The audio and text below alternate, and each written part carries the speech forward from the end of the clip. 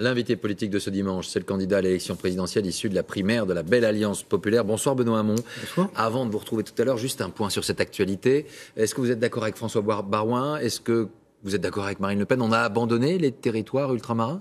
Non, on ne les a pas abandonnés, mais pour la Guyane, il y a 50 ans de retard structurel sur un certain nombre de services publics qui expliquent aujourd'hui une aspiration des Guyanais, d'abord à pouvoir consommer sans payer trop cher, mais ce sont aussi des problèmes de sécurité, avec des problèmes de rénovation des commissariats, des gendarmeries, des problèmes d'électrification dans un certain nombre de communes intérieures. Qu'est-ce qu'on a attendu? Je pense qu'il y a eu des plans successifs, mais la réalité, c'est qu'il faudrait mettre tout à plat, voir ce qu'il est nécessaire de faire aujourd'hui pour rattraper le retard qui est celui qu'on a accumulé année après année. C'est la raison pour laquelle moi j'ai mis sur la table dans cette campagne présidentielle, sans attendre les problèmes de la Guyane, la nécessité de programmer 2,5 milliards d'euros en 5 ans pour les Outre-mer sur les grands travaux d'infrastructure, parce qu'il y a là des inégalités qui sont des inégalités qui se rajoutent aux problèmes que vivent tous les Français, des inégalités structurelles. Et je pense que, moi je veux dire que on ne peut pas ne pas être solidaire. En clair, il faut être solidaire avec eux, mais essayer de trouver une voie. Et la voie, je pense que Bernard Cazeneuve la recherche. Il faudra à un moment qu'il y ait un interlocuteur politique qui parle aux Guyanais. On vous retrouve dans quelques minutes pour l'interview politique de ce dimanche. Et Benoît Hamon est toujours avec nous. Il ne reste que 28 jours pour convaincre Benoît Hamon. Est-ce que vous êtes en train de vivre en ce moment, un coup de mou dans cette campagne?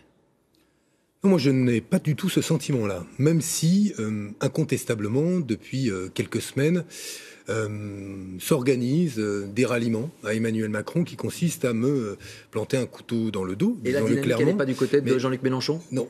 Pour l'instant, je parle de cela, c'est-à-dire me planter des couteaux dans le dos. On m'annoncerait même la semaine prochaine une mise à mort avec le ralliement de Manuel Valls à la candidature d'Emmanuel Macron. C'est oublier une chose, c'est que ce ne sont pas eux qui m'ont donné vie. C'est d'abord un vote populaire. Celui de 2 millions d'électeurs aux primaires qui ont décidé de faire confiance dans le projet politique qui est le mien. Moi, je suis un combattant. Je ne me suis pas préparé à ce qu'il allait être une course tranquille. J'étais à peu près convaincu que celles et ceux qui ont gouverné depuis très longtemps, de droite comme de gauche, tous ces vieux caciques qui se réunissent autour d'un seul et unique candidat, celui qui leur permettrait de gouverner encore 5 ans de plus, que ceux-là ferait obstacle à ma candidature parce qu'elle porte justement un projet qui tourne la page. Vous avez remporté une primaire. Mais c'est pas rien la démocratie, vous savez. Je dis pas le contraire. Mais pourquoi je vous dis ça? C'est pas rien, monsieur Delahousse. Parce que d'un mot, quand la démocratie est en danger, quand vous avez 3 candidats à cette élection présidentielle, M. Fillon, M. Mélenchon et Mme Le Pen, qui expriment de la fascination pour M. Poutine qui vient d'arrêter 700 opposants parce qu'il voulait mettre, lui, la démocratie au pas. Quand ils sont prêts justement à rediscuter des frontières en Europe avec eux, ça n'est pas rien la démocratie en France. Alors, et respecter le verdict des urnes et la démocratie, c'est le B n'est pas remporter une élection présidentielle. Après cette primaire, il était important de réunir, de rassembler autour de vous. Ça ne se fait pas. Pourquoi choisissent-ils finalement plutôt Emmanuel Macron, ou finalement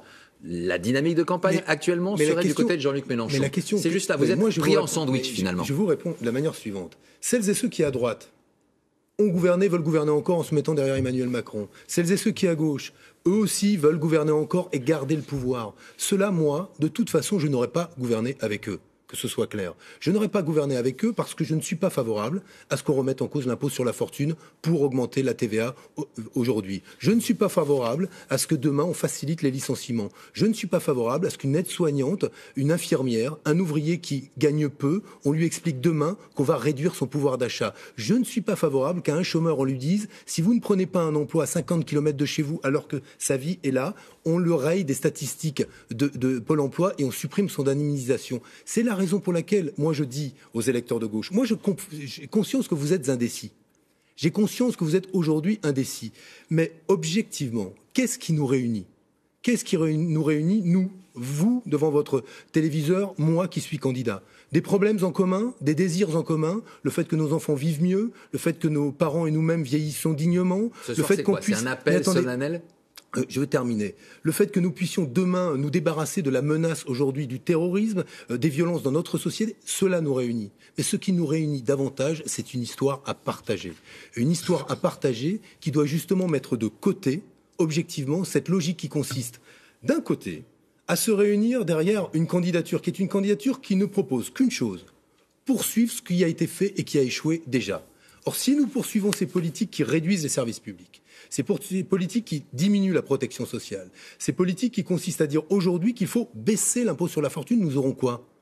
Mais dans quelques mois, encore plus de désespérance et donc encore plus d'extrême droite. Est-ce qu'aujourd'hui, c'est une folie de faire cela. Je le dis aux électeurs de gauche, ne faites pas ce choix-là. Votez pour plutôt que de voter par défaut, de voter par élimination. Ce qu'on vous demande, le seul vote utile important, c'est le vote utile pour vous.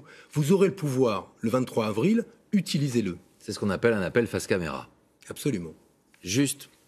Est-ce qu'aujourd'hui, le Parti socialiste est à la hauteur de l'événement? Est-ce qu'il vous soutient? Moi, je lis simplement les choses. Bertrand Delanoë, Gérard Collomb, Jean-Yves Le Drian, ils sont toujours membres du Parti socialiste. Cette maison, elle est fracturée de l'intérieur. Est-ce qu'il faut les sanctionner, Benoît Hamon? Vous avez raison. Et moi, je m'honore que Ségolène Royal ait dit qu'elle ne participerait pas aujourd'hui au feuilleton des ralliements. Je m'honore que Christiane Taubira me soutienne. Je m'honore que Martine Aubry me soutienne. Mais ça veut dire qu'il y a deux partis socialistes irréconciliables, je m'honore clairement. Que Anne Hidalgo, maire de Paris, Johanna Roland, maire de Nantes, Nathalie Appéré, maire de Rennes, mais je vais aller au bout, me soutiennent, parce qu'elles respectent la parole donnée. Savez-vous que plusieurs d'entre elles ne m'avaient pas soutenu aux primaires? Elles font le choix, elles, de se tourner vers l'avenir et de dire une chose. Comment parlerons-nous à nos électeurs si nous ne sommes pas capables de respecter la parole donnée, le verdict des urnes? La démocratie, c'est notre bien le plus précieux. Eh bien, respectons-la. Alors, moi, je suis candidat.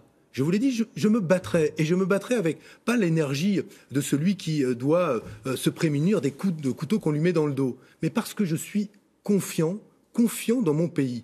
Même si j'en ai honte quand je vois François Fillon, quand j'en ai honte quand je vois qu'on est décrit comme le pays de la corruption, quand j'en ai honte quand je vois les costumes et les montres de M. Fillon, les emplois familiaux de Mme Le Pen, j'en ai honte quand je vois qu'ils sont encore candidats, quand dans n'importe quelle autre démocratie moderne, ils ne pourraient plus l'être. J'en ai honte dans ces moments-là. Mais je suis confiant dans le fait que les Français veulent tourner la page. Cela fait 2 fois, Benoît Hamon, que vous parlez de coups de couteau dans le dos. Est-ce que, si aujourd'hui vous vous retrouviez en face de François Hollande, il ne pourrait pas vous dire « Mais c'est toi qui m'as mis des coups de couteau dans le dos ». Est-ce que Manuel Valls, quand aujourd'hui il fait le choix de suivre ses idées, il ne vous dirait pas la même chose? Qu'est-ce que vous en pensez? D'abord, il y a une différence. Le programme de François Hollande, il l'a mis en œuvre, avec des succès et des échecs.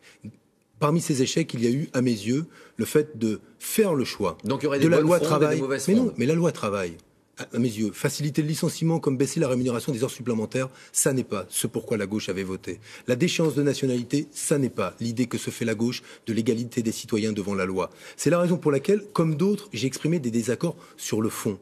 Mais j'ai toujours respecté ma parole, notamment la parole donnée aux électeurs. La parole qui consiste à dire, quand il y a un verdict donné par le peuple à la démocratie, on l'accepte. Sinon, ça veut dire quoi? Si le président de la République qui est élu ne me correspond pas, eh bien là aussi, je dis ce n'est pas le bon et je fais autre chose. Non, la démocratie, ça doit être respecté, surtout quand elle est menacée. Question simple, si Manuel Valls avait remporté cette primaire, vous l'auriez soutenu? Évidemment, j'aurais dit, je l'avais déclaré, moi je ne me dédie pas, j'observe que, quand François Hollande avait été choisi, je n'avais pas fait sa campagne. J'avais fait la campagne de Martine Aubry. Vous m'avez trouvé à ses côtés du début jusqu'à la fin.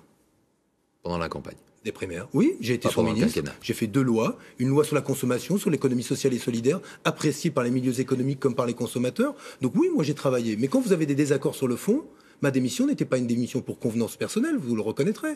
Elle était sur le fond. Un désaccord avec des politiques économiques qui, à mes yeux, créaient plus de chômage qu'elle ne créait d'emploi. Une question concernant Jean-Luc Mélenchon. Il y a un jeu de chat et la souris entre vous. Clairement, 28 jours, il n'y aura pas de votre côté de retrait pour Jean-Luc Mélenchon, il n'y aura pas de retrait de Jean-Luc Mélenchon pour vous. Additionnant finalement vos 2 chiffres actuellement, ça vous donne peut-être la possibilité d'être au second tour. Aujourd'hui, vous vous dites, j'irai, moi, jusqu'au bout, clairement? Et bien sûr que j'irai jusqu'au bout, parce que je serai au second tour de l'élection présidentielle. Vous ne le dites pas, mais dans tous les sondages, je bats Marine Le Pen. Je la bats systématiquement au second tour. Il faut accéder au second tour. Exactement. C'est pour ça que je dis aux électeurs de gauche, ne vous laissez pas aujourd'hui détourner de ce qui doit être votre objectif. Cette élection, vous avez le pouvoir tous les 5 ans. On veut vous le reprendre en vous disant votez contre, votez par élimination, votez pour. Si ce qui vous préoccupe, c'est l'avenir de vos enfants et le monde dans lequel vos enfants feront des enfants, si l'air sera respirable, si cette société sera moins violente, si vous voulez vous préoccuper de la jeunesse que nous allons laisser à cette planète, aujourd'hui, votez pour. C'est tout le sens de ma candidature. C'est pour ça que j'ai de la force et c'est pour ça qu'aujourd'hui je continue à tracer mon chemin. Et il n'y a donc définitivement pas un candidat de gauche de trop dans cette campagne. Mais non, mais parce que moi je suis d'une gauche ouverte, démocratique et européenne. Et je le dis, ma différence, non, mais je pense que sur la question de l'Europe, oui, je ne pense pas que la sortie de l'Europe et de l'euro, ce soit une bonne solution. Surtout à un moment où aujourd'hui, les classes populaires et les classes moyennes sont particulièrement fragiles. Vous qui avez critiqué finalement l'alignement de François Hollande sur Angela Merkel pendant toutes ces années, vous allez l'avoir mardi pour lui dire ça. Aussi. Mais je vais lui dire que je mets sur la table un traité de démocratisation de la zone euro que j'ai proposé à M. Juncker au Parlement européen. Je vais lui parler de défense européenne. Qui ne voit pas qu'aujourd'hui on a besoin de plus d'Europe quand justement M. Poutine se comporte ainsi à la frontière orientale de l'Europe et quand M. Trump annonce qu'il ne veut plus financer la sécurité de l'Europe. Qui ne voit pas qu'on a besoin justement de parler de davantage d'Europe et pas de moins d'Europe. Merci beaucoup Benoît Hamon d'être venu ce soir sur le plateau de France 2.